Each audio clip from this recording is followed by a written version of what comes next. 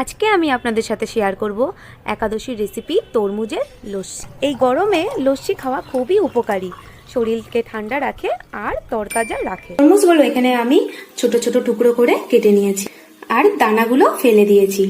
আর নিয়েছি জল ফেটানো, টক দই, মিষ্টির গুঁড়ো আর সন্দক লবণ। এবার প্রথমেই আমি মিক্সির জারের মধ্যে তরমুজগুলো দিয়ে দেবো।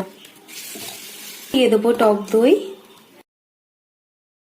মিষ্টির গুঁড়ো আর স্বাদ অনুসারে সন্দক লবণ।